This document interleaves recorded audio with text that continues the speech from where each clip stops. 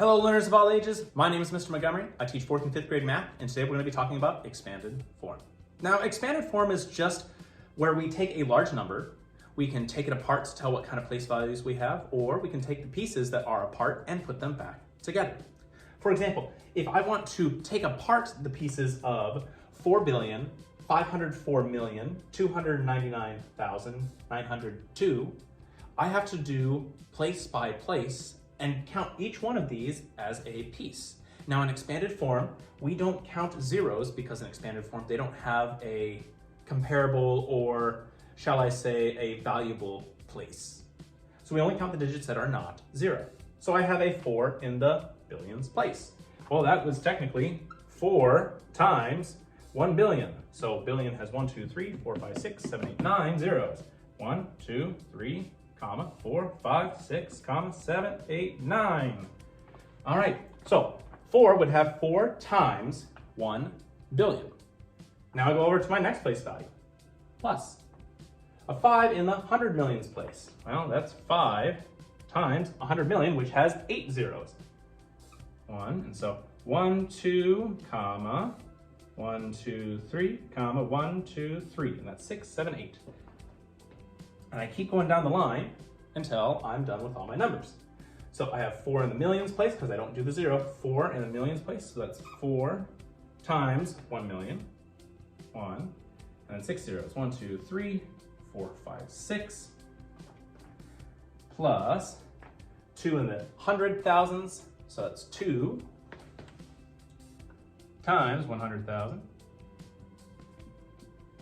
Plus a 9 in the 10,000s, 9 times 10,000, plus a 9 in the thousands,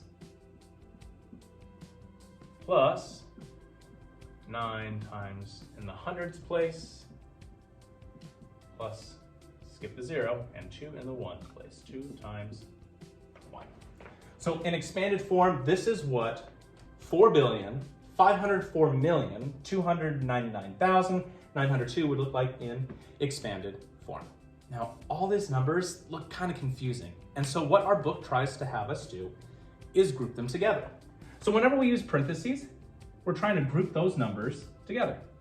So I'm doing all my place values of 4 times the 1 million, the 2 times the 100,000, the 9 times 10,000, 9 times 1,000, 9 times 100, and 2 times 1. And that way I can keep track of what digit is multiplied by what. Now, something to note also, whenever they're asking for different place values, we talked about how if we go to the left, it's 10 times that previous value. So if I'm in the 100,000s place and I go over one space, to the millions, that's 10 times as much. If I go from the 100,000s 2 places to the 10 millions, that's 10 times 10, that's 100 times. But if I go to the right, that's multiplied by 1/10, or another way to look at it is 10 times smaller. So if I'm in the 1,000s and they're trying to figure out what times 1/10 of 1,000, I just move back 1 place to the hundredths place. So let's do an example of that. If I have a number in the millions place and I want to find something that's 1/10 the value of millions, I have to move which direction? Would I move to the left times 10 or to the right times 1/10? I move to the right, so I go over one spot, and that's the 100,000ths place. Now, expanded form can be broken up into pieces, and we have to put those pieces back together. That's another skill that we have to learn. So I have 4 times 1,000 plus 5 times 100 plus 9 times 1. Well, I know from the furthest left-hand side, I have 4 times 1,000. That's 4 in the 1,000s place. So I'm going to put a 4 in the thousands place. Put a comma. Now I have 5 times 100. Well, that's 5 in the hundreds place. So hundreds place is next. So I'll have 5 in that place.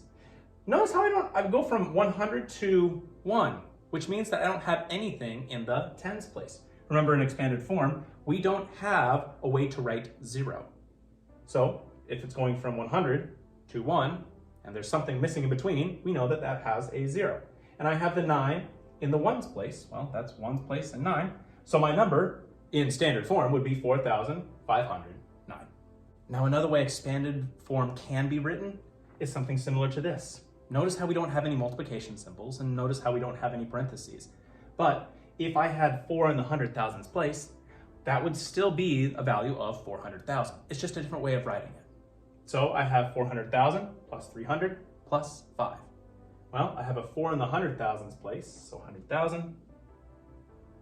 Now I go to the 3 in the hundreds place. Well, if I go 3 in the hundreds place, there's 1, 2, and a comma missing.